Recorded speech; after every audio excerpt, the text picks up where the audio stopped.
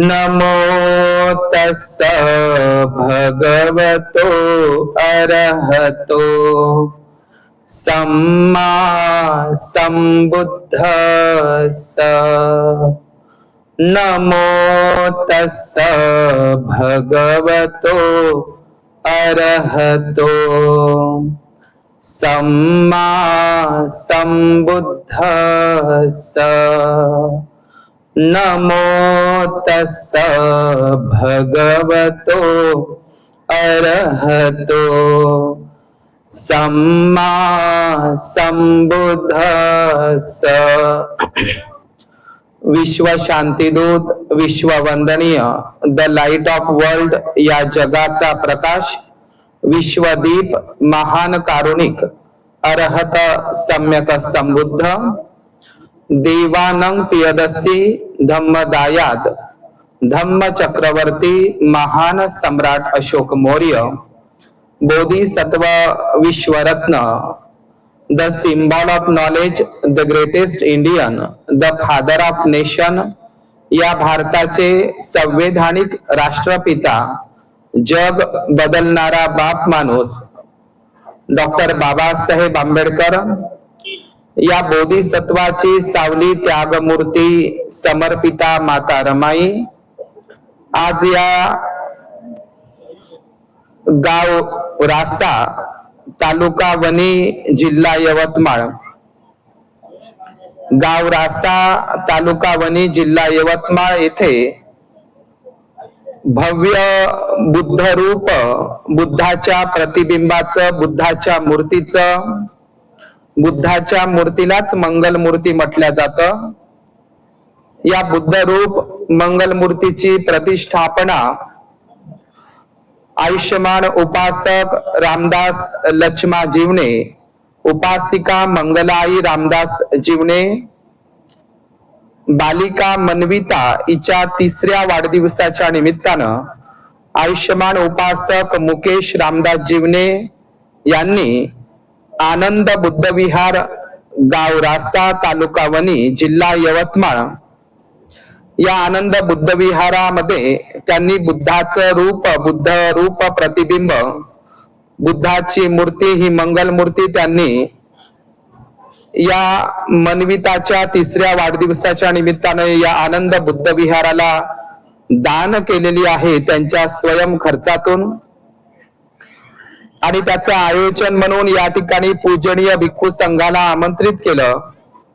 या ठिकाणी या धम्म मंचावर आदरणीय पूजनीय भंते कमल धम्मोजी उसद, पूजनीय भंते मिलिंदजी, पूजनीय भंते भारद्वाज तेलंगणा, पूजनीय भंते पटिसेन अय्याजी, भिक्खुणी विश्वमित्रा अंबेजोगाई या कार्यक्रमाचं हे आयोजन संपूर्ण या जीवने परिवारांना हे श्रेय जातं की जीवने परिवारांनीच या कार्यक्रमाचं आयोजन या ठिकाणी केलेलं आहे। आणि या संपूर्ण आयोजनामागे या जीवने परिवारांचा हा खर्च या कार्यक्रमासाठी म्हणून पॉवर ऑन, ब्लूटूथ मोड,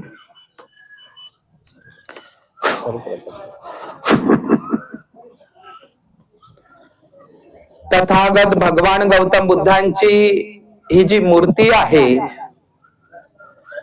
जी बुद्ध मूर्ती या आनंद बुद्ध विहारामध्ये तिची आज प्रतिष्ठापना झालेली आहे।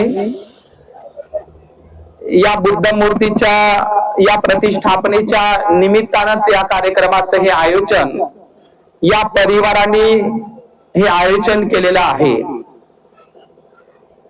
आनंद बुद्ध विहार, या आनंद बुद्ध विहारामध्ये हे आनंद हे नाव सर्वांना सुपरिचित आहे। ज्या वैशाख पौर्णिमेला, ज्या वैशाख त्रिविध पावन वैशाख पौर्णिमेला ज्याप्रमाणे सिद्धार्थ गौतमाचा जन्म झाला त्याच वैशाख पौर्णिमेला ज्यांना सूत्रधर म्हणतात, उपस्थापक म्हणतात, भगवान बुद्धांचे 84,000 ज्या काही गाथा आहे किंवा 84,000 जे काही धम्म स्कंद आहे, स्कंद म्हणजे खंड, भगवंताचे 84,000 धम्म स्कंद, 84,000 ज्या काही गाथा आहे, ह्या फक्त भिक्खू संघामध्ये आनंद उपस्थापक आनंद भिक्खूंच्याच त्या मुखपाठ होत्या, त्या मुखोद्गत होत्या, म्हणून आनंद भिक्खूला सूत्रधर आनंद म्हणतात.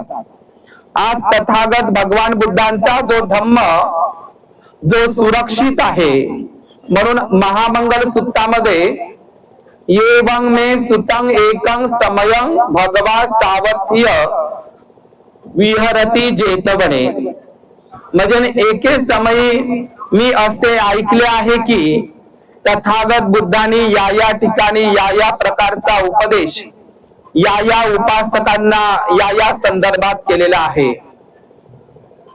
तर आनंद भिक्खूने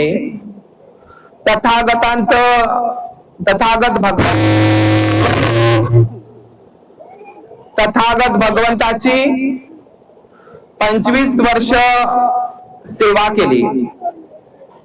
25 वर्ष सेवा तथागत बुद्धांची आनंद भिक्खूने केलेली आहे. आज या बुद्ध मूर्तीच्या प्रतिष्ठापनेच्या निमित्तानं म्हणून या रासा गावामध्ये हे सुंदर असं छोटस गाव, या वणी तालुक्यामध्ये, हा वणी तालुका, या वणी तालुक्याला एक बौद्ध धम्माचा सांस्कृतिक वारसा लाभलेला आहे. यवतमाळ जिल्हा ज्याला बेरार प्रांत म्हणून ओळखला जात होता, या यवतमाळ जिल्ह्यातील वणी तालुका, या वणी तालुक्यामध्ये याला एक बौद्ध धम्माचा सांस्कृतिक एक वारसा आहे. या वणी तालुक्यामध्ये येत असताना मी ज्या रस्त्यानं आलेलो होतो, तो रस्ता, ज्या रस्त्यावर एक गाव लागलेलं आहे, कायर नावाचं गाव, हे कायर नावाचं गाव या वणी तालुक्यामध्ये आहे. हे कायर नावाचं छोटस गाव प्राचीन काळातील बौद्ध नगर आहे. या कायर गावामध्ये सातवाहन काळातील आणि क्षत्रप काळातील काही बौद्ध अवशेष आणि बौद्ध विहाराचे काही अवशेष प्राप्त झालेले आहे. म्हणून कायर नावाचं एक जे छोटस गाव या वणी तालुक्यात आहे. दुसरं गाव आहे या वणी तालुक्यामध्ये मंदर नावाचं गाव. हे कायर आणि मंदर हे दोनही गावं प्राचीन काळातील सातवाहन राजे आणि क्षत्रप राजे आणि वाकाटक नागराजे, बौद्ध राजे, त्या प्राचीन बौद्ध धम्माची ठिकाणं आहे. या कायरला आणि या मंदरला प्राचीन काळामध्ये बुद्ध विहार होती, ती नष्ट झालेली आहे. या वणी तालुक्यामध्ये कवडसी नावाचं एक जंगल आहे, कवडसी. या कवडसी जंगलामध्ये वालुकाश्म खडकांमध्ये 2 बौद्ध लेणे आहे. या वणी तालुक्यातील लोकांना माहित नसेल, कवडशीच्या जंगलामध्ये 2 बुद्ध लेणे आहे आणि त्या दोनही बुद्ध लेण्या हिनयान पंथी आहे. तिथे तुम्हाला बुद्ध मूर्ती दिसणार नाही, वालुकाश्म खडकातले आहे. म्हणून हा वणी तालुका ज्याला बौद्ध धम्माचा एक प्राचीन वारसा आहे, कायर असेल, मंदार असेल आणि कवडशीच्या जंगलातल्या 2 बौद्ध लेण्या असेल, त्यामुळे या वणी तालुक्यामध्ये बौद्ध धम्माचा प्रचार आणि प्रसार पूर्वीपासूनच होता. आणि म्हणून वणीला लागूनच वरोरा आहे, संघारामगिरी काही अंतरावरच आहे. संघारामगिरी म्हणजे ज्या ठिकाणी भिक्खू संघ, बुद्धाचा संघ ज्या गिरीवर, पर्वतावर वास करतो, म्हणून त्याला संघारामगिरी म्हणतात. इकडे वरोरा जर आपण ठिकाणी गेलो तर वरोऱ्यापाशी सुद्धा एक प्राचीन बौद्ध स्थळ आहे सातवाहन काळातील, ते म्हणजे चंदनखेडा नावाचं. आणि म्हणून प्राचीन बौद्ध स्थळ हे अत्यंत महत्वाचं या वणी तालुक्यामध्ये येत असताना त्यांना बंदच ठेवा ना, काही लावूच नको. माझा आवाज येत आहे तुमच्यापर्यंत? आज या ठिकाणी जी बुद्ध मूर्तीची प्रतिष्ठापना केलेली आहे, ही बुद्ध मूर्ती तर्जनी मुद्रा आहे. तर्जनी मुद्रा, आपल्याला असं वाटतं ती आशीर्वाद मुद्रा आहे, पण ती आशीर्वाद मुद्रा नाही. तुमच्या विहारामध्ये जी बुद्ध मूर्ती बसवली आहे, माझा आवाज येत आहे तुमच्यापर्यंत? ती तर्जनी मुद्रा आहे. तथागत भगवान बुद्धांच्या वेगवेगळ्या भाव मुद्रा आहे मूर्तींच्या, एकूण 11 प्रकारच्या मुद्रा आहे. आता मुद्रा म्हणजे काय तर पोझिशन म्हणतो आपण, प्रकार म्हणलं तरी चालेल. जसं आपण भगवान बुद्धांची भूमिस्पर्श मुद्रा आहे. आता भूमिस्पर्श मुद्रा आहे कुठे? भगवान बुद्धांनी सम्यक संबोधीच्या आधी ज्या पिंपळ बोधी वृक्षाखाली ज्या सिद्धार्थ गौतमांनी जी मुद्रा मांडलेली होती, सुरुवातीला ज्ञान प्राप्तीच्या पूर्वी, संबोधीच्या पूर्वी, बोधी ज्ञान प्राप्तीच्या पूर्वी ज्या सिद्धार्थ गौतमांनी जे आसन मांडलं होतं, जी मुद्रा होती ती ध्यान मुद्रा होती. कोणती मुद्रा होती? ध्यान मुद्रा.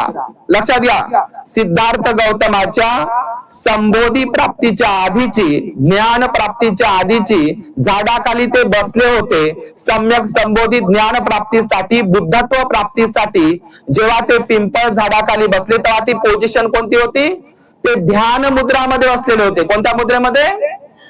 ध्यान मुद्रा. आणि जेव्हा सिद्धार्थ गौतम हे सम्यक संबुद्ध झाले, त्यांना सम्यक संबोधी प्राप्त झाली. लावू नको म्हणा आता. ए बाबू, बंद करून टाका ना. बंद म्हणलं की बंद करून टाकायचं. जेव्हा त्यांना सम्यक संबोधीची प्राप्ती झाली, तर सम्यक संबोधीची प्राप्ती झाल्याच्या नंतर आपण महाबोधी महाविहारामध्ये प्रवेश केला. आज बुद्ध मूर्तीचा विषय आहे म्हणून हा विषय मी खूपदा माझ्या प्रवचनामध्ये मांडलेला आहे. तरी पण बुद्ध मूर्तीचा कार्यक्रम असला का मी ते सांगत असतो आणि ते सांगणे गरजेचं आहे. तर जेव्हा ते सम्यक संबुद्ध झाले, त्यांना सम्यक संबोधी प्राप्त झाली, तेव्हा त्यांना साक्षी म्हणून त्यांनी असं भूमीला स्पर्श केलेला आहे. तुम्ही बोधगयाच्या महाबोधी महाविहारामध्ये जा आणि तिथली बुद्धाची मूर्ती पहा, अशी आहे. समजलं?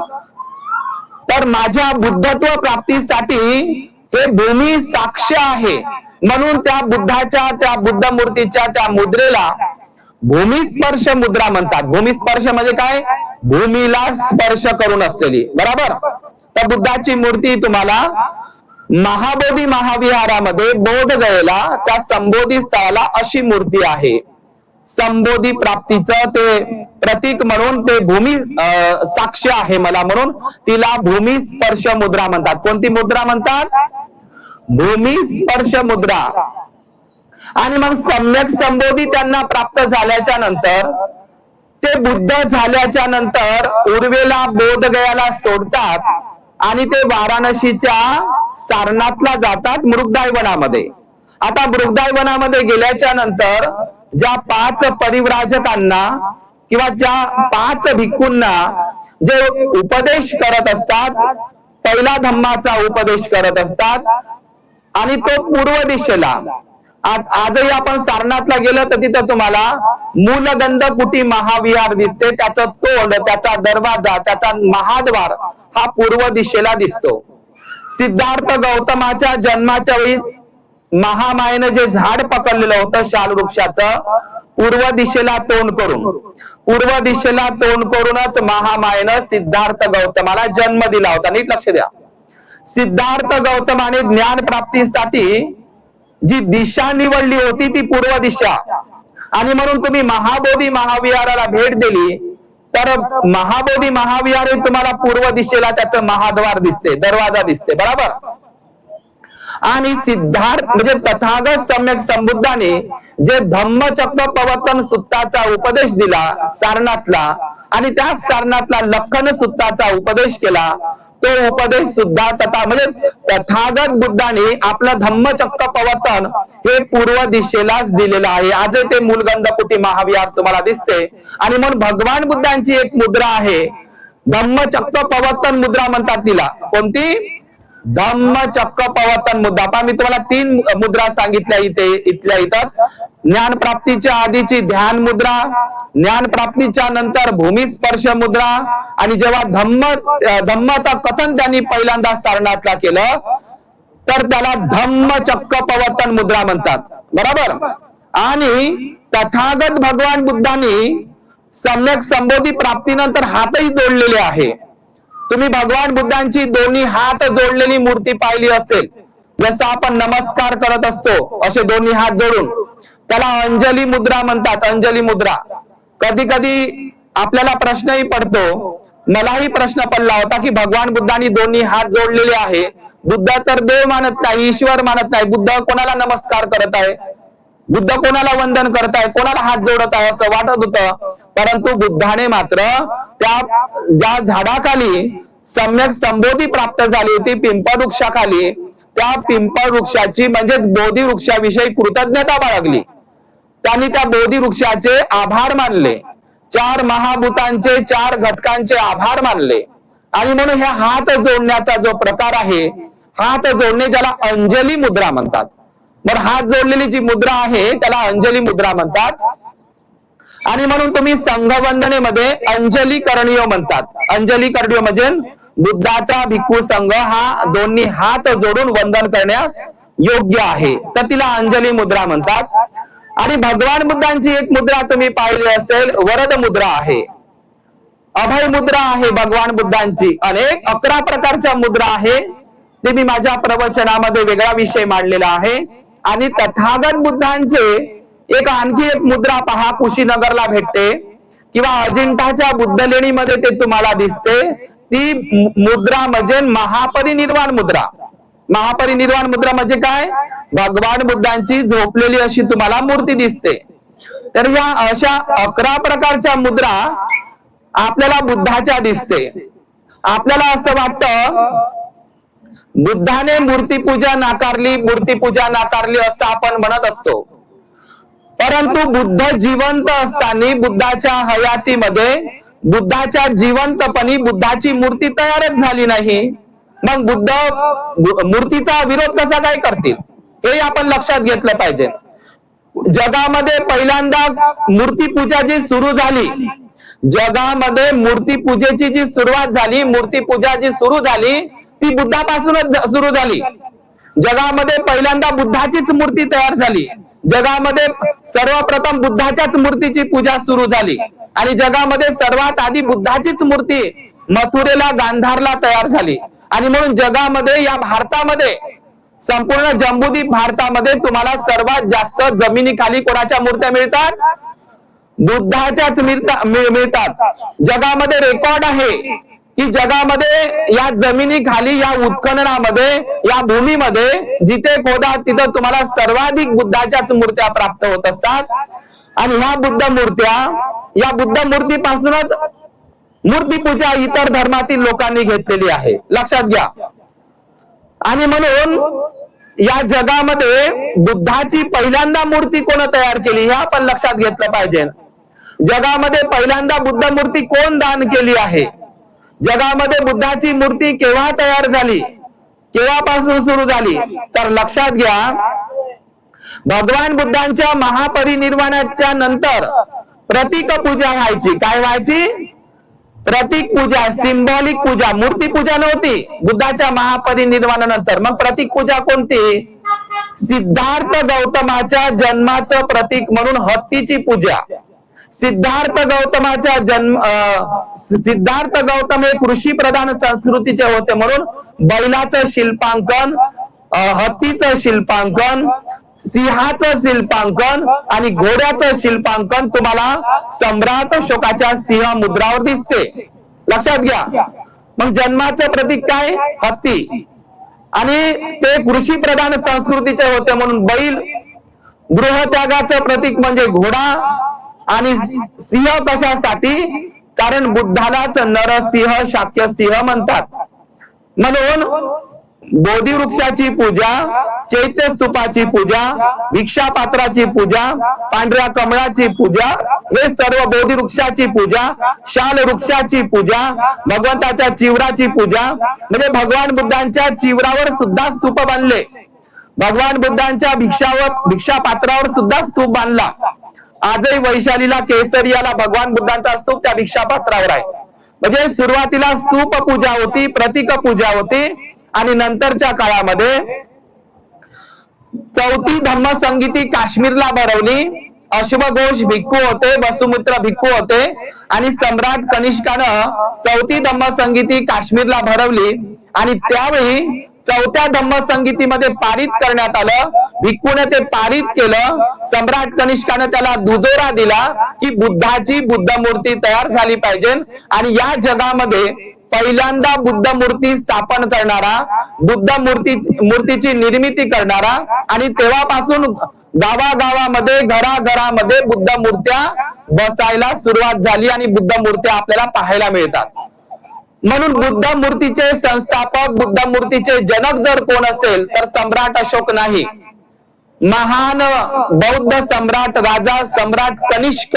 या सम्राट कनिष्कानं पहिल्यांदा सोन्याच्या नाण्यावर, कांशांच्या नाण्यावर, तांब्याच्या नाण्यावर आणि चांदीच्या नाण्यांवर बुद्धाची आकृती काढली. आणि सर्वप्रथम मथुरा, बुद्धाची सर्वात पहिली मूर्ती कुठं तयार झाली तर मथुरा आणि गांधार या दोनही देशामध्ये एकाच वेळी, गांधार आणि मथुरेला एकाच वेळी सम्राट कनिष्कानं पहिल्या शताब्दीमध्ये बुद्ध मूर्तीची सुरुवात झाली.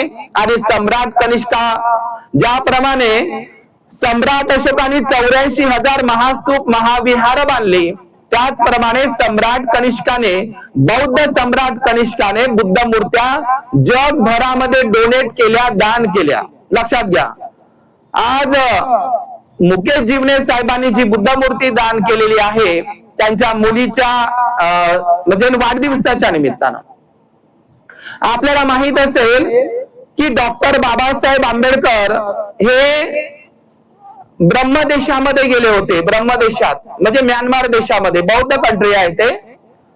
सम्राट अशोकांनी आपले 2 अरहंत भंतेजी, सोन आणि उत्तर नावाच्या 2 अरहंत भंतेजींना ब्रह्मदेशामध्ये पाठवलं होतं त्या काळामध्ये. तर डॉक्टर बाबासाहेब आंबेडकर सुद्धा ब्रह्मदेशात गेले होते. 6व्या धम्मसंगीतीमध्ये, आणि 6व्या धम्मसंगीतीमध्ये ब्रह्मदेशात बाबासाहेबाला 2 बुद्धाच्या मूर्त्या, पांढऱ्या शुभ्र 2 बुद्धाच्या मूर्त्या दान मिळाल्या होत्या. आपल्याला माहित आहे की डॉक्टर बाबासाहेब आंबेडकरांनी नागपूरला आणि चंद्रपूरला बौद्ध धम्माची दीक्षा देण्यापूर्वी आणि घेण्यापूर्वी त्यांनी बुद्धाच्या बुद्ध मूर्तीची पहिल्यांदा प्रतिष्ठापना पुण्याजवळ देहू नावाचं ठिकाण आहे, देहू रोडला पुण्यापाशी, त्या पुणे मुंबई हायवेवर सह्याद्रीच्या कुशीमध्ये, लोणावळ्याच्या परिसरामध्ये आणि संत तुकोबारायाच्या गावाजवळ अगदी जवळ आहे. देहू गावला लागून असल्यामुळे त्या देहू रोडला, त्या धम्मभूमीला डॉक्टर बाबासाहेब आंबेडकरांनी ब्रह्मदेशातून आणलेली बुद्धाची पांढरी शुभ्र मूर्ती, आशीर्वाद मुद्रा असलेली, डोळे उघडे असलेली, पांढऱ्या चिवरातली ती पांढरी शुभ्र बुद्ध मूर्ती डॉक्टर बाबासाहेब आंबेडकरांनी स्वतः दान केलेली आहे. ती कुठे आहे? पुण्याजवळ देहू रोडला. कुठे आहे? देहू रोडला. आजही तुम्ही तिथे ती मूर्ती पाहू शकता. आणि म्हणून ही बुद्ध मूर्तीचा जो प्रवास आहे, आपण बुद्ध मूर्तीची पूजा करतो, पण आपली पूजा इतर धर्मातल्या मूर्ती पूजेसारखी नाही. आपण बुद्धाच्या 9, धम्माच्या 6 आणि संघाच्या 9 गुणांची पूजा करत असतो. आपण बुद्ध मूर्ती समोर काहीही मागत नाही, बुद्ध मूर्तीला आपण काही बोलत नाही, मन्नत मागत नाही, बुद्धासमोर आपण काही बडबडत नाही. बुद्धांची मूर्ती पूजा ही वेगळी आहे, लक्षात घ्या. इतर धर्मासारखी, कर्मकांडासारखी, अंधश्रद्धेसारखी मूर्ती पूजा नाही आहे. आज तुमच्या रासा गावामध्ये बुद्ध मूर्ती आलेली आहे, सुंदर अशी बुद्ध मूर्ती आहे, तर्जनी मुद्रा असलेली. पण मला असं वाटतं तुमच्या गावातल्या बुद्ध विहाराची दुर्दशा पाहून मला तरी असं वाटतं की आता ही बुद्ध मूर्ती बसल्याच्या नंतर आपली जबाबदारी संपली नाही. आताच आदेशजीनं बोलून गेला की 14 एप्रिलला आपण एकत्र येतो. आपल्या हॉलमध्ये मी मगाशी पाहिलं, महापुरुषाचे बॅनर तसे टाकायचे नाही. आपल्या महापुरुषाचे बॅनर फोटो मला तसे दिसले तुमच्या रूम मध्ये, जसं का कचरा कुंडीमध्ये फेकून दिल्यासारखे. लक्षात घ्या, बरोबर आहे का नाही? मला ज्योतिबा फुलेचा, सावित्रीबाई फुलेचा आणि बाबासाहेबांचे बॅनर तुम्ही जयंती झाली का कुठे टाकून देता, त्याची व्यवस्थित तुमच्या घरी असंच नसते. आपल्या घरची जिथली वस्तू तिथे ठेवलेली असते. आपण महापुरुषाचे फोटो बॅनरवर टाकतो, फोटो टाकतो आणि मग ते रूम मध्ये असंच फेकून देतो जसा काही कचरा आहे. मी स्वतः पाहिलं म्हणून मी सांगत आहो. हा खूप मोठा अपमान आहे. लक्षात घ्या, ज्या महापुरुषांनी आपल्याला जे जीवन आपल्याला दिलेलं आहे त्या महापुरुषांचे आपण फोटो जर इकडे तिकडे टाकत असू त्याचा अपमान आहे एक प्रकारचा. आपल्या बुद्ध विहारात असलेले 14 एप्रिलला झालेले झेंडे आपण कुठे फेकून देतो. त्या धम्मध्वजाचा, ज्याला तुम्ही पंचशील ध्वज म्हणता, तो पंचशील ध्वज नाही आणि पंचरंगी ध्वजही नाही, त्याला धम्मध्वज म्हणतात, ज्याच्यामध्ये 5 कलर असते. आपण धम्मध्वज आम्ही अनेक बुद्ध विहारामध्ये पाहतो. 14 एप्रिल झाली किंवा कुठल्या धम्म परिषद झाल्या, आपले झेंडे फेकलेले असतात रूम मध्ये. बौद्ध राष्ट्रामध्ये त्या झेंड्याचा इतका सन्मान असतो. ते पंचशील म्हणजे 5 रंग जे तथागत भगवान बुद्धांचे म्हणजे जगातील बौद्ध धम्माचं नेतृत्व करणार. लक्षात घ्या, जगामध्ये सर्वात जास्त हा जो धम्मध्वज आहे त्याला एक मान्यता आहे, विश्व धम्मध्वज आहे तो. लक्षात घ्या, म्हणून आपल्या विहारातले जे एक धम्मध्वज आहे ते आपण व्यवस्थित ठेवले पाहिजे, ते गुंडाळून ठेवले पाहिजे, त्याचा अपमान होऊ नये. लहान लेकरांच्या हातात देतो आपण झेंडा, त्या झेंड्याचं आपल्याला काही वाटत नाही. आज या परिवाराने बुद्ध मूर्ती बसवली आहे, ही गोष्ट खरी आहे, पण आपली जबाबदारी संपली नाही. आपण बुद्ध मूर्ती बसवल्याच्या नंतर आपलं बुद्ध विहार खुलं असलं पाहिजे वर्षावासात. मला माहित नाही, आज तर या परिवाराने या विहारात बुद्ध मूर्ती दिसत नाही. त्यांच्या चित्ताची चेतना झाली की आपण या आनंद बुद्ध विहाराला बुद्ध मूर्ती दान केली पाहिजे. अनेक लोक लाखो रुपये लग्नासाठी, लग्न समारंभासाठी, मुलीच्या लग्न समारंभासाठी खर्च करतात. आम्ही आमच्या समाजामध्ये बाबासाहेबाच्या पुण्याईनं हळदीचा डीजे वेगळा, लग्नाचा डीजे वेगळा, रिसेप्शनचा डीजे वेगळा. आमच्या लग्नामध्ये 4-4, 5-5 दिवस डीजे घुमतो आणि तो लाखो रुपयाचा आपण चुराडा करतो. लाखो रुपयांच्या पैशांचा चुराडा करत असतो आणि लाखो रुपये आपण लग्न याच्यावर खर्च करत असतो. आउटपुट काहीच प्राप्त होत नाही. परंतु या परिवारामध्ये मात्र एक कुशल चित्ताची चेतना उत्पन्न झाली की त्यांनी आपल्या वाढदिवसाच्या, मुलीच्या वाढदिवसाच्या निमित्तानं, मनविताच्या वाढदिवसाच्या निमित्तानं त्यांनी बुद्ध मूर्ती दान केली आहे. ही चांगली गोष्ट आहे, खूप छान गोष्ट आहे की या जीवने परिवाराने ती बुद्ध मूर्ती दान केली आहे. मग ही बुद्ध मूर्ती दान केल्याच्या नंतर या वर्षीला जो वर्षावाद चालू होणार आहे पुढच्या महिन्यामध्ये, जुलै महिन्यामध्ये 29 तारखेला, 29 जुलैला वर्षावाद सुरू होणार आहे. आमच्या वर्धा जिल्ह्यामध्ये एकही बुद्ध विहार 3 महिने बंद राहत नाही. मला माहित आहे, काहीच विहार सोडली तर वर्धा जिल्हा असेल किंवा यवतमाळ जिल्हा असेल, खेड्यापाड्यामध्ये आखाडी पौर्णिमा ते आश्विन पौर्णिमा किंवा कार्तिक पौर्णिमा 3 महिने म्हणा किंवा 4 महिने म्हणा, 3 किंवा 4 महिने आखाडी पौर्णिमा लागली तर बुद्ध विहारामध्ये बुद्ध आणि त्यांचा धम्मग्रंथ, मिलिंद प्रश्न, डॉक्टर बाबासाहेब आंबेडकरांचे चरित्र, भारतीय संविधान हे सर्व ग्रंथ वाचतात. मुली वाचतात, महिला वाचतात आणि दररोज वंदना होत असते. म्हणून वर्षावासात आता तर यावर्षी बुद्ध मूर्ती तुमच्या विहारामध्ये बसली आणि या वर्षीपासून तुम्ही संकल्प केला पाहिजे की आखाडी पौर्णिमेपासून तर आश्विन कार्तिकी पौर्णिमेपर्यंत 3 महिने किंवा 4 महिने आपण ग्रंथाचं पठण केलं पाहिजे. आणि त्याकरिता आपल्या तरुण मुलींना आणि तरुण मुलांना प्रोत्साहित केलं पाहिजे. तर अनेक आई वडील म्हणतात बुद्धाचं करून काय भेटणार आहे, पोट भरणार आहे का, ते अभ्यास पाय, तुझे पेपर पाय, तुझं ट्युशन आहे, तुझे एक्स्ट्रा क्लास आहे, असं म्हणून आपल्या मुलांना आपण धम्मापासून दूर ठेवत असतो. लक्षात घ्या, अनेक आई वडील धम्मापासून दूर ठेवतात. मी सांगतो उपासक उपासिकांनो, एखाद्या मुलीचे 10वीचे पेपर आहे, 12वीचे पेपर आहे, हो आहे ना, तिच्या कुठल्या तरी स्पर्धा परीक्षा आहे आणि मला विचारायचं आहे तुम्हाला इथं बसल्या उपासक उपासिकांनो, मला माहित नाही माझा आवाज येते किंवा नाही, येत आहे का आवाज? तर कुठलीही स्पर्धा परीक्षा असू द्या, आपल्या मुलाची किंवा मुलीची, 12वीचे पेपर असू द्या किंवा 10वीचे पेपर असू द्या, मला सांगा उपासक उपासिकांनो, तुम्हाला प्रश्न विचारायचा आहे की तुमच्या त्या मुलीने किंवा तुमच्या त्या मुलाने जर अर्धा घंटा आषाढी पौर्णिमा ते आश्विन पौर्णिमेमध्ये म्हणजे या 3 महिन्याच्या सत्रामध्ये रात्रीला अर्धा घंटा जर तुमच्या मुलीनं बुद्ध आणि त्याच्या धम्मग्रंथाचे 3 पानं मुलानं किंवा मुलीनं वाचले आणि तिनं जर बुद्ध विहारात वर्षावासात वंदना घेतली, तर मला सांगा बुद्धाचा म्हणजे तथागत बुद्धाचा जे बुद्ध आणि त्याचा धम्मग्रंथ आहे जो बाबासाहेबांनी लिहिलेला आहे, कोणी लिहिला आहे? बुद्ध आणि त्याचा धम्मग्रंथ अजूनपर्यंत आमच्या लोकांनी वाचलेला नाही. या जगातला या भारतातला कोणताही मुसलमान माणूस तो कुराण वाचल्याशिवाय, इकडे पाय नको बाबू, कुराण वाचल्याशिवाय तो मरत नाही. मुसलमान माणूस या जगातला कुठलाही ख्रिश्चन बंधू हा बायबल वाचल्याशिवाय मरत नाही. जगातला कुठलाही हिंदू बांधव त्याचे रामायण महाभारत वेद वाचल्याशिवाय मरत नाही, लक्षात घ्या. आणि जगातला कुठलाही शीख बांधव त्याचा ग्रंथ गुरु ग्रंथ साहेबा वाचल्याशिवाय मरत नाही.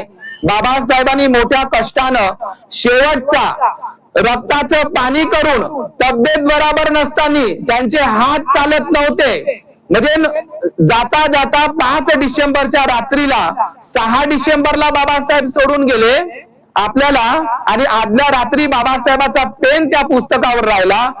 तब्येत बरोबर नसताना 3-3 हजार असताना हात थरथर कापत असताना, मी पाहिले नाही गेलो पण कल्पना करू शकतो की बाबासाहेबांनी मोठ्या कष्टानं तो बुद्ध आणि त्याचा धम्मग्रंथ लिहिला. त्या ग्रंथाचं अजूनही आमच्या लोकांनी पठण केलेलं नाही, लक्षात घ्या. म्हणजे बुद्ध आणि त्याचा धम्मग्रंथ बुद्धाच्या जीवनाची कहाणी, बुद्धाने काय शिकवलं, काय सांगितलं आणि बुद्धाच्या महापरिनिर्वाणानंतर बुद्धाची काय शिकवण आहे, बुद्धाची काय देण आहे, बुद्धाचा काय मार्ग आहे, हे आपण अजूनही आपल्या मुलांना स्वतः सुद्धा आपण वाचलं नाही. त्या दिवशी मी एका कार्यक्रमामध्ये गेलो तर अनेक लोकांना सवयी आहे. कोणत्या सवयी आहे? आता नागपूरच्या दीक्षाभूमीला आणि चंद्रपूरच्या दीक्षाभूमीला बुद्ध आणि त्याचा धम्मग्रंथ 20 रुपयाचा भेटते, 20 रुपयाचा, 10 रुपयाचाही भेटते, 50 रुपयाचाही भेटते आणि भारतीय संविधानही भेटते. आता भेटते तर आपले लोक, मी असंही काही लोकांच्या तोंडातून ऐकलेलं आहे, काय ऐकलेलं आहे की नागपूरच्या दीक्षाभूमीला, मुंबईच्या चैत्यभूमीला, भीमा कोरेगाव त्या शौर्यभूमीला लाखोच्या संख्येनं पुस्तकाची विक्री होते. बाकीच्या यात्रा, हार, तुर, ते काय म्हणते कुकू, गुलाल, बुक्क, त्या काही बेलफुलाच्या वगैरे ते काही ते सगळ्या होते. पण बौद्धांचे जेवढे काही आपण दीक्षाभूमीला जा, चैत्यभूमीला जा, भीमा कोरेगावला जा, आपल्या लोकांचे एवढे पुस्तकाचे स्टॉल असतात. आणि जगामध्ये, भारतामध्ये, या भारतामध्ये सर्वात जास्त पुस्तकाची विक्री दीक्षाभूमीला होत असते. कोण्या दिवशी? अशोक विजयादशमीच्या दिवशी, बरोबर ना? 6 डिसेंबरला मुंबईला होत असते. आणि लोक एवढे पुस्तकं आणते, एवढे पुस्तकं आणते आणि मग मोबाईल मध्ये येते की आज एवढ्या पुस्तकाची विक्री झाली आहे. मग एवढे पुस्तकं आपण दीक्षाभूमीवर आणत आहोत, इतक्या वर्षापासून आणत आहोत. आज 135वी जयंती बाबासाहेबांची तुम्ही साजरी केली आहे. इतक्या वर्षापासून आपण गट्टेच्या गट्टे पुस्तकाचे विकत आणत आहोत. परंतु मात्र आपल्या समाजामध्ये फक्त आपण पुस्तकं आणलेली आहे, आपल्या अलमारीमध्ये ठेवलेली आहे. काही बायानं पोथी पुराणासारखी त्या बुद्धाच्या मूर्तीपाशी ठेवली आहे आणि काही लोकांनी पुस्तकं आणले दीक्षाभूमीवरून भीमा कोरेगाव ते काचाच्या अलमारीमध्ये तसेच ठेवलेले आहे. आम्ही अनेक लोकांच्या घरी कार्यक्रमाला जातो तर आम्हाला पुस्तकं कोरे दिसतात. आम्हाला असं वाटतं की काचामध्ये ते पुस्तक काहीतरी शोकेस सारखं ठेवलेलं आहे. म्हणजे असं एखादी तुम्ही फोटो ठेवता, बाहुली ठेवता, वाघ ठेवता, जिराफ ठेवता, हत्ती ठेवता, आणतो ना असे बाहुल्यासारखे ठेवून घरामध्ये शोकेस सारखं ठेवतो डिझाईन म्हणून, तशासारखं आपण पुस्तकं आता नवीन घर बांधलं का आपण काचाचा ते बांधतो खिडक्या आणि त्याच्यामध्ये पुस्तकं ठेवतो, पण त्या पुस्तकाचं पानही उघडत नाही, स्वतःही वाचत नाही आणि आपल्या मुलाबाळांना प्रेरित करत नाही. मी तुम्हाला प्रश्न विचारला होता कोणता, की आता ह्या गावामध्ये जे बुद्ध मूर्ती बसवलेली आहे, आषाढी पौर्णिमेपासून तर आश्विन पौर्णिमेपर्यंत बाबासाहेबांनी लिहिलेला शेवटचा ग्रंथ बुद्ध आणि त्याचा धम्मग्रंथ किंवा मिलिंद प्रश्न किंवा भारतीय संविधान तुमच्या मुलीला तिचे 10वीचे पेपर राहू द्या का 12वीचे पेपर राहू द्या किंवा तिची स्पर्धा परीक्षा राहू द्या, तुमच्या मुलीनं या वर्षावासातल्या 3 महिन्यामध्ये त्या बुद्ध आणि त्याच्या धम्मग्रंथाचे 3 पानं तिनं अर्धा तास जर या आनंद बुद्ध विहारासाठी दिला, तिनं बुद्ध आणि त्याचा धम्मग्रंथ बाबासाहेबाचा वाचला, तिनं बाबासाहेबाच्या त्या बुद्ध आणि त्याच्या धम्मग्रंथाचे 3 पान रोज वाचले, तर मला सांगा बाबासाहेबाचा ग्रंथ वाचून लोकांचं नुकसान होईल का फायदा होईल? मला हवंय तुमच्याकडून, बाबासाहेबांनी लिहिलेल्या ग्रंथ वाचून तुमचं नुकसान होईल का फायदा होईल? फायदा होत नाही. मग तर आपण म्हणजे फायदा होत नाही आपल्याला असं वाटते. तुमच्या मुलांचा अभ्यास आणखी चांगला वाढेल, लक्षात घ्या. म्हणजे तुमच्या मुलीनं आपला अभ्यास सांभाळून, स्पर्धा परीक्षेचा अभ्यास सांभाळून, तिनं 12वीच्या पेपरचा अभ्यास सांभाळून काही करून तिनं अर्धा घंटा जर या बुद्ध आणि त्याच्या धम्मग्रंथाला दिलं तर तिचा अभ्यास आणखी चांगला वाढेल, एकाग्रता वाढेल, तिचं मन पॉझिटिव्ह होईल, सकारात्मक होईल. बुद्धाचं पुस्तक वाचल्यानं, बाबासाहेबाचे ग्रंथ वाचल्यानं पोरीचं नुकसान होणार नाही. बाबासाहेबाच्या ग्रंथानं जगाचं कल्याण होत असते. बुद्धाचं चरित्र, बुद्धाचे विचार वाचल्यानं जगाचं कल्याण झालेलं आहे.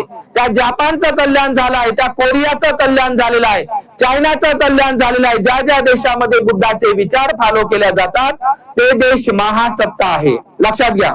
म्हणून आता आपली जबाबदारी आहे, या विहारात केवळ बुद्ध मूर्ती आणून चालणार नाही.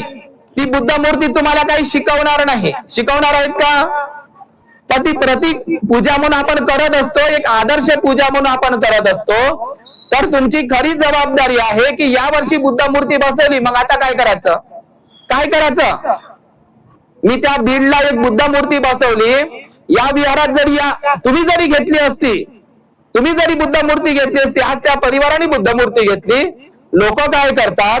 बुद्ध मूर्ती बसून झाली, विहार बांधून झाले, बुद्ध मूर्ती बसवली, भंतेजी लोकांना आपण बोलावतो, बुद्ध मूर्ती स्थापन करतो, बुद्ध विहाराचं उद्घाटन करतो, आणि बुद्ध मूर्ती बसवली का बुद्ध मूर्तीला एकदम जेलासारखं. मग संध्याकाळी तिथं लाईट लावायला कोण नाही. तुम्ही हिंदू धर्मातले कोणतेही मंदिर पहा, बौद्धाचं फक्त एकच विहार राहते प्रत्येक गावामध्ये, शहरामध्ये जास्त राहते, बरोबर ना? बौद्धांचं एकच, तुमच्या गावामध्ये एकच विहार आहे. हिंदू धर्माचे छोटे छोटे दगडा धोण्याचे त्याचे कितीतरी मंदिर असतात. आणि संध्याकाळी पहा, हिंदू बांधव तिथे लाईट लावायला जातो, तेलाचा दिवा लावायला जातो आणि लाईट लागतो. आणि त्यांचे मंदिर बघा, तुम्ही हिंदू धर्माचे मंदिर बघा, एवढे स्वच्छ राहतात, अजिबात घाण राहत नाही, कचरा राहत नाही, दररोज त्याची साफसफाई होते. आणि आमच्या बुद्ध विहाराची साफसफाई फक्त 14 एप्रिलला, बुद्ध पौर्णिमेला आणि 6 डिसेंबरला, वर्षातून फक्त 3दा आपण साफसफाई करतो. बरोबर आहे का नाही? मी खोटं बोलत आहो का तुम्हाला? असं वाटत आहे का? आपण फक्त केव्हा साफसफाई करतो? तुमचं घर रोज तुम्ही झाडता किंवा नाही सांगा बरं माऊल्यांनो? तुमचं घर स्टाईल बसवली आहे तुम्ही, त्या स्टाईलवर कचरा दिसो का नाही दिसो, डाग दिसो का नाही दिसो, रोज तुम्ही पोछा फिरवत राहता त्या स्टाईलवर. म्हणजे सकाळी उठल्याबरोबर आपण आपलं घर साफसफाई करतो, बरोबर करतो का नाही? उत्तर द्या. आपलं घर रोज झाडल्याशिवाय आपल्याला करमत नाही. इथं बसलेली प्रत्येक बाई तिनं मला विचारावं का ती सकाळी उठल्यावर आपलं घर अजिबात झाडत नाही, 8 दिवसानं झाडते, असं आहे का? म्हणते जी मी माझं घर 8 दिवसानं झाडते जी, असं होते का? रोज झाडतो का नाही आपलं घर? आणि इथं बसलेली प्रत्येक बाई, काही बाया सोडल्या तर आळशी बाया, प्रत्येक बाई दररोज आंघोळ करते, म्हणजे आपल्या अंगाची सफाई करते, आपल्या घराची सफाई रोज करते, आपल्या अंगाची सफाई रोज करते, बरोबर आहे की नाही? काही बाया तर त्या टीव्हीवर, आपल्या घरामध्ये एलसीडी असेल तर एलसीडी नाही का ते टीव्ही गेल्या तुम्ही फेकून, बाबासाहेबाच्या पुण्यानं मोठ्या त्या काय एलसीड्या चालल्या. काही बाया त्या एलसीडी मध्ये घुसून आहे. काही बायाने एवढ्या मोठ्या एलसीडी आणल्या, जसं का भिंतच बांधली का काका, मोठ्या आणल्या, लाखो रुपयाच्या, 1.5 लाखाच्या, खाले नसले तरी चालते. आणि दादा इलेक्ट्रिक बिल भरायची सोय नाही, टीव्हीचं बिल वेगळं, वेगवेगळ्या मोबाईलचं ते रिचार्ज वेगळं, काही काही बायाच्या घरी खाले नाही, त्याचे घर पहा असे तसे, पण टीव्ही पहा किती मोठा आहे. लक्षात घ्या.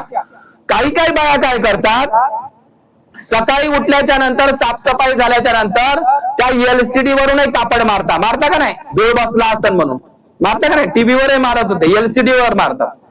काही लोक काय करतात, आपल्या घरी कम्प्युटर असेल त्याच्यावरही मारतो. आपण सकाळी मोबाईल घेत असताना हातात पहिल्यांदा घेत असताना त्यालाही पुसतो, बरोबर. आपण टू व्हीलर चालवत आहोत, फोर व्हीलर चालवत आहोत, त्याच्यावर पाणी मारतो, त्याला पोछा करतो, बरोबर आहे का नाही. आणि एखादी बुडगी असो का गुडगा असू द्या किंवा जवान असू द्या, आपला गागल लावत असताना, चष्मा लावत असताना त्या चष्म्याचाही रुमालीनं धूळ पुसतो, बरोबर आहे का नाही. आणि म्हणून आपण आपल्या घराची रोज साफसफाई करतो. पण आमची बुद्ध विहार अशी पाहिली आम्ही, का बुद्ध मूर्ती बसवली का त्या बुद्ध विहारात तुम्ही जाऊन पहा. आम्ही अचानक कधी कधी कोण्या गावाला जातो, एका गावाला गेलो, अचानक गेलो. आता म्हटलं या गावातली गाडी काही लागली नाही, तर आपण एखाद्या जी गाडी लागते त्या गाडीमध्ये बसावं. म्हणून एका खेड्यामध्ये मी अचानक त्या गावामध्ये, आता गेल्याच्या नंतर त्या गावातल्या लोकांना काहीच माहित नव्हतं मी तुमच्या गावात येत आहो म्हणून. आता गेल्याच्या नंतर काय झालं, त्या गावातलं बुद्ध विहार मला फुलं दिसलं, तिथं साफसफाई दिसली, दोनही दरवाजे उघडे दिसले, विहाराची साफसफाई दिसली, दरवाजे उघडे दिसले आणि सगळे विहारामध्ये लोक दिसले. आता मला प्रश्न पडला, त्या गावामध्ये गेल्याच्या नंतर प्रश्न पडला, मी या गावामध्ये तर पहिल्यांदाच आलेलो आहो, कोणाला पूर्व सूचनाही दिलेली नाही, माझी या गावात पहिल्यांदाच भेट आहे, अचानक भेट आहे. मग हे बुद्ध विहार खुलं दिसत आहे, बुद्ध विहारामध्ये लोक दिसत आहे, तर काय कारण.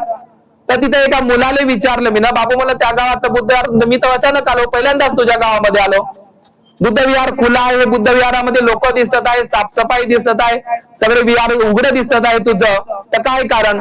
तर भंतेजी म्हणे आमच्या गावात एक गुडगी मेली म्हणे, तर तिच्यासाठी गंज न्यायचे आहे आणि त्या विहारातल्या खुर्च्या न्यायच्या आहे आणि तिच्या घरचे पाहुणे इथं विहारात झोपायला येणार आहे म्हणे, म्हणून हे बुद्ध विहार खुला आहे म्हणे.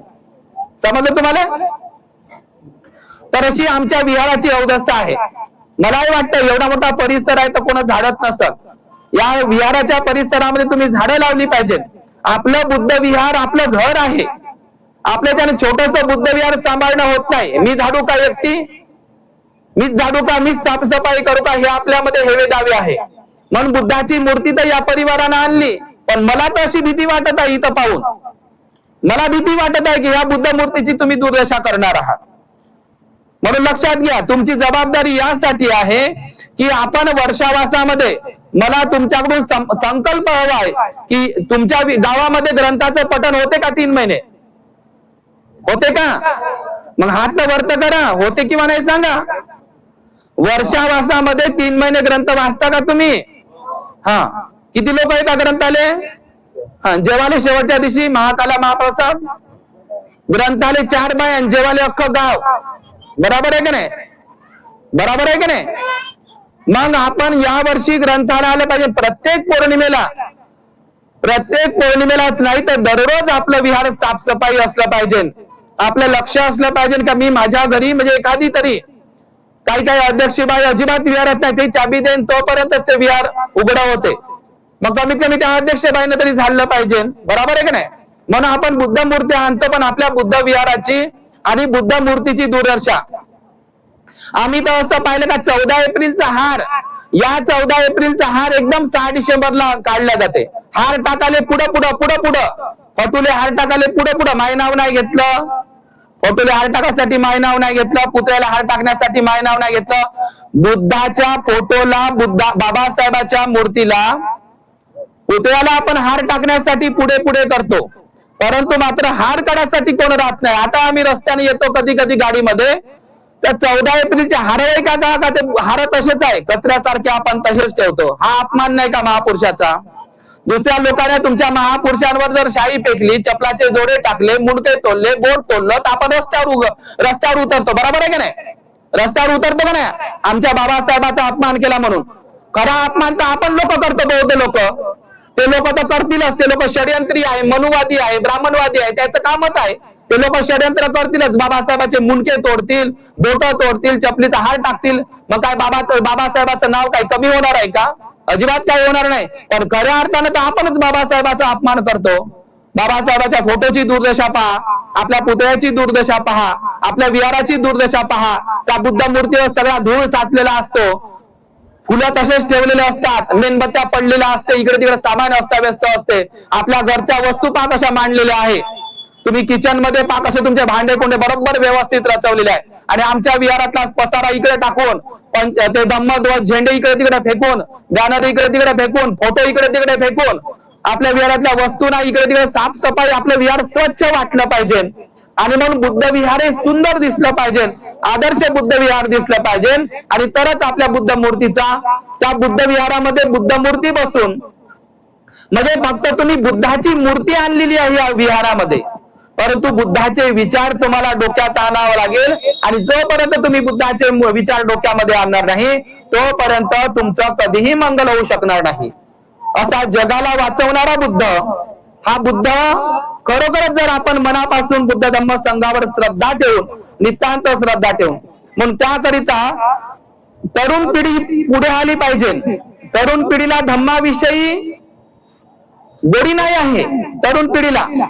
आणि ज्या मुलांना मुलींना बुद्ध विहारामध्ये येण्याची कमीपणा वाटते, बुद्धासमोर, बुद्धाच्या धम्मासमोर, बुद्धाच्या संघासमोर वंदन करण्याची, ज्या तरुण मुलाला किंवा तरुण मुलीला बुद्ध विहारात येण्याची, बुद्धासमोर झुकण्याची, धम्मासमोर झुकण्याची, संघासमोर झुकण्याची आणि बाबासाहेबांसमोर झुकण्याची ज्याला कमीपणा वाटते, तो चांगला मनुष्य बनू शकत नाही. जो जो बुद्धाला शरण जातो, बुद्धापुढे झुकतो, तो महान बनत असतो.